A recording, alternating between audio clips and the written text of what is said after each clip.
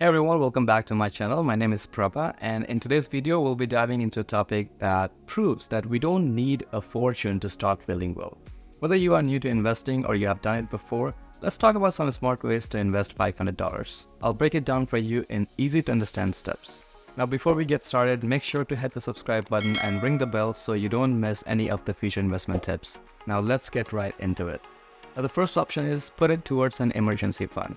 Yes, I've talked about building an emergency fund in my previous video. So if you are able to save $500 every month, you should definitely work on building an emergency fund. You should be aiming for at least 3 to 6 months of your living expenses. And just like I said before, don't let that savings die into your bank account where you get around 1% or less as an interest. Instead, put them into a high-yield savings account, for example, Wealthsimple Cash account where you can get 4% interest on your savings. And you can also do your day-to-day banking without any extra fees. I'll put the link in the description and you'll get $25 bonus when you open and fund your account. Moving on to the second step. Now, this is the best return on any investment that you can get, which is paying a high-interest debt. High-interest debts, such as credit card balances, often come with a steep interest rates, which is typically around 20% or more. For example, if you have a credit card debt of $2,000 with an interest rate of 20%, and let's say you kept paying the minimum due on it, it will take you 186 months or 15 and a half years to get rid of that debt. By the time you pay around $2,700 just in interest, which is more than double of your debt.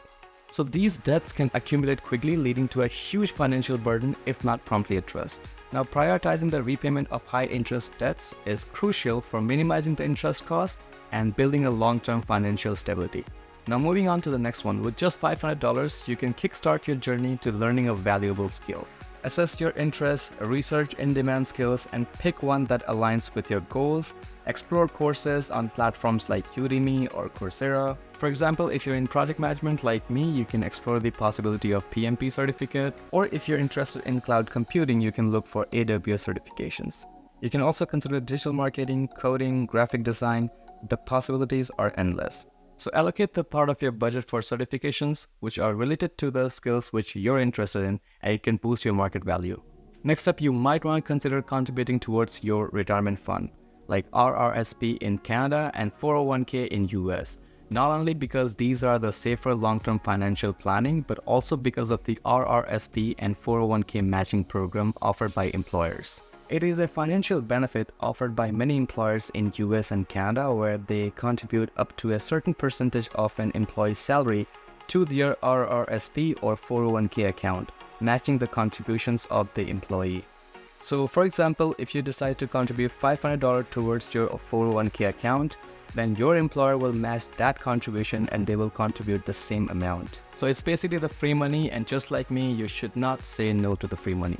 Now, every company has a limit of how much they can contribute. For example, my company contributes 7% match. So you might want to check that with your employer. Last but not the least, investing in stock market. It's where we can start making some passive income. You can consider buying stocks of stable and well-established companies. Look for the companies which pay dividends so you can earn some passive income. But if you're new to investing in stock market, ETFs are a great way to diversify your investment with a single purchase. They often track a specific index, spreading your risk across multiple assets. For example, when you invest in S&P 500 index fund ETF like VOO in US or VFV in Canada, your money is being invested in top 500 companies listed on US stock exchange.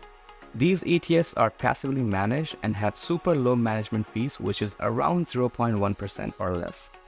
Historically, the S&P 500 has generated a 10% yearly return on average. So if you put just $500 every month into an S&P 500 index fund for the next 30 years, you'd only contribute $180,000 in total, but your contribution could grow to over $1 million.